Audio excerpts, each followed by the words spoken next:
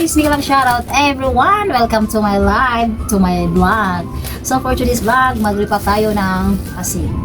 So ito po ang ating, ayan ganito, 2 piso po ito. So ayan, let's go guys. Ayan, from kagabi pa ito, inumpisahan ko at may mga natapos na po ako. So today is, tatapusin ko na lang yung natira. Ito po yung ganansya ko sa isang sakong asin. So na po yung umpisahan ko guys. O ha, tigda 2 piso po ito. 1 gram ito, 1 gram. Tigda 2 piso, ito po ang aking 2 piso asin. So dati piso, ngayon wala na. Ayan, 2 piso. Mas okay kung bibili ka ng isang sakong asin. Ito po ay iodized na po ito, pino po siya. As you can see, pino po siya guys. Unlike sa, ayan sa original na asin na hindi siya iodized, ay may mga buo-buo siya. At matagal matunaw. Unlike dito ay mabilis matunaw itong asin. Iodized na po ito. Pero merong ibang ayaw ng iodized. Kasi yung original na asin ay may buo-buo siya. Matagal matunaw. Ito hindi. Pino siya.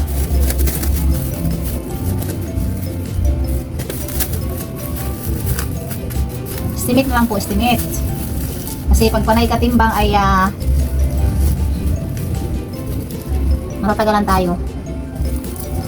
Ito yung ginamit kong plastic. So, tingnan natin mamaya kung ilan magiging natin. Galan siya dito. Gagawa rin ako ito ng half kilo pa. Hindi lahat ito tigod 2 piso. 2 piso po itong nililipa ko ngayon. Ayan. Nililipak din ako ng kalahating kilo. Wala na, hindi na ako mag-repack ng 1 kilo, kalahating kilo na lang. Kasi ina-observeran ko, masabinta ang kalahating kilo. E di kung gusto nila ng 1 kilo, e di 2 kalahati. Diba? Sayang yung plastic para isang lang tayo. Mas comfortable akong ganito, kaysa nakaupo sa ito na lang. Sa sahig ako umuupo. Ayan, kailangan ko kasing tapusin agad dito guys. Dahil tag-ulan ngayon, every night ang ulan dito. So kailangan kong matatapos itong isang sakong bigas kasi nagbabasa siya, natutunaw. Lalo na dito, malamig kaya sinapinan ko ng karton ito. Itong sako. Yung karton guys, para hindi kasi malamig yung tiles, diba? So magtutubig siya. Kaya yan ang umpisa. Umpisa na matutunaw siya ng unti-unti.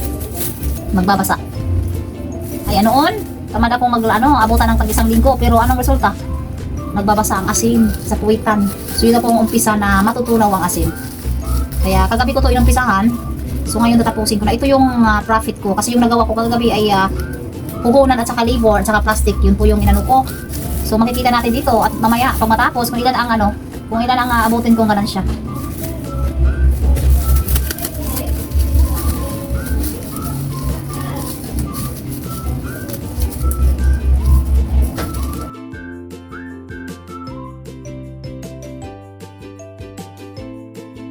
Tuwang-tunga sa kilo.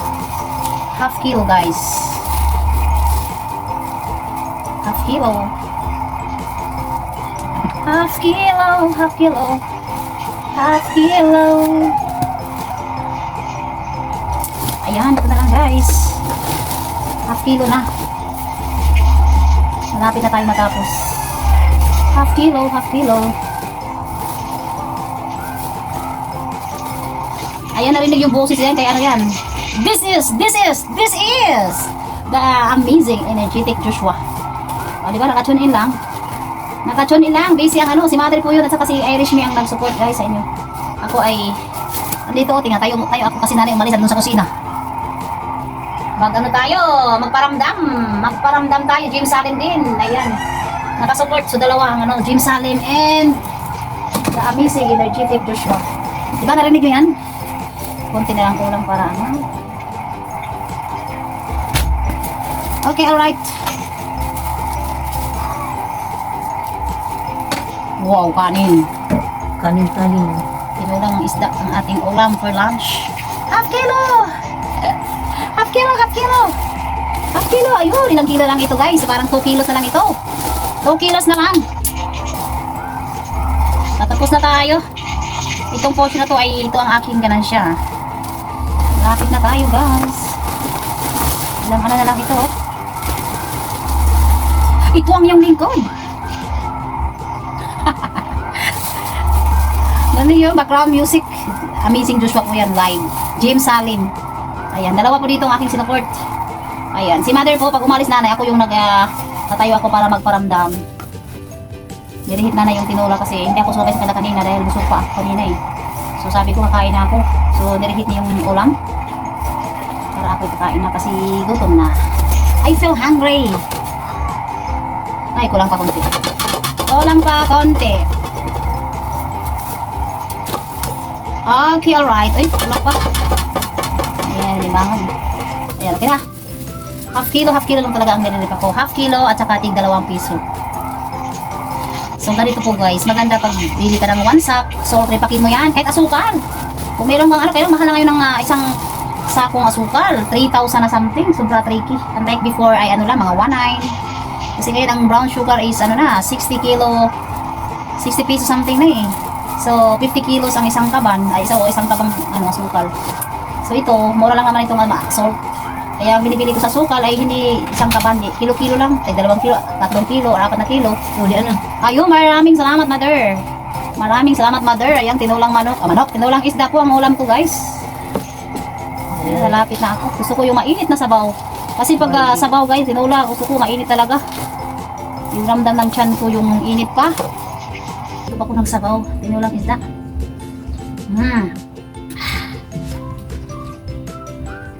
Sarap.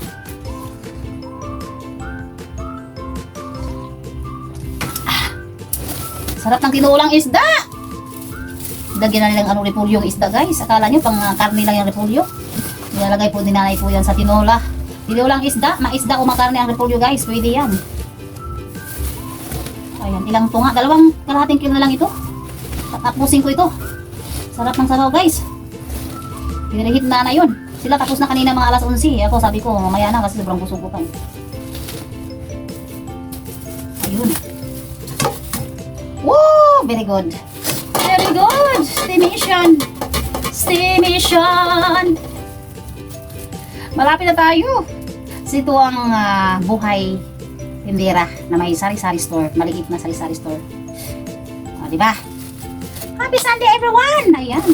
Oh, hindi na ito guys. Pwede na itong panggastos namin siguro. Hindi kaya, oo, pwede na ito panggastos. Ito na lang natira eh. Titimbangin natin. Hindi na lang ang pwede nila natin ito lipakin kasi itimbangin na lang natin ito. O, di ba? 13 gramo. So, wag na natin anuhin ito. Pwede na itong namin, panggastos, di ba? Ayan, ito na lang. So, ayan guys, bibilangin natin ito. O, di ba? So, ayan na. So, ito, di ba sinasabi ko sa inyo, ito yung portion na ganansya. So, ito po yung ganansya ko sa isang So, ito po guys, tig 2 pesos ang binta ko. 100 pieces. So, ibig sabihin yan, 200 pesos. So, meron tayo dito, ayan, di kalahating kilo, 2, 4, 3 kilo, 6 pieces, 7 ang half kilo ko niyan. So, ibig sabihin, 7 times 7 is 49. So, bali, ang ganansya ko dito ay 249 pesos. At meron pang natira dito at 3 grams and half. Hindi ko na lang ito lilipakin dahil lagay ko na lang sa lagay namin ng asin para sa kusina. So, ayan guys. Kasi yung puhunan ay nandito na. So, ayan yung ko kagabi. Yan. Tigto 2 piso. Guys, ayan. So, ito po ay puhunan ko po yan. Puhunan. So, dito ko ilalagay yung yung hindi na puno. So, ayan po guys. So, ang isang isang sakong asin ay 200 something. 225 plus labor plus plastic. So, total of 294. Ayan, 294 po kasi nilabor ng driver papunta sa bahay dito sa loob eh. Kaya pumapatak na 294. O, di ba? So ito dito ay 356 ito. 356. So bali inano ko na yan sa puhunan. So, ayan. 300 something po yan nasa puhunan at labor at saka plastic. O, di kitams. Ito na yung ganansya ko, di ba? 249. So, not bad, di ba? Saan ka pa niyan? Sa bili na kayo ng isang sakong asin. Kayo na ang maglipak, guys. So, ayan. Dito lang po magtatapos ang ating vlog for today. Ito po si Griselda Alfaro. Kung hindi pa kayo nakasubscribe sa aking channel, subscribe na! Like and share. Thank you so much for watching. Shoutout sa aking mga members, mga super chatters, friends, at sa mga sumusuporta pa lang, maraming salamat po. At sa inyong mga walang sawang support. Mga silent viewers, thank you so much. Bye-bye! God bless us all! Bye! So, ayan na guys. Ayun. Tatlong yun po ang kabuuan ng isang kabang sasin. O, diba? Dalawang malalaking container. Ay, Tupperware pala. Ayan yung maliit. Yan po ang isang sakong asin.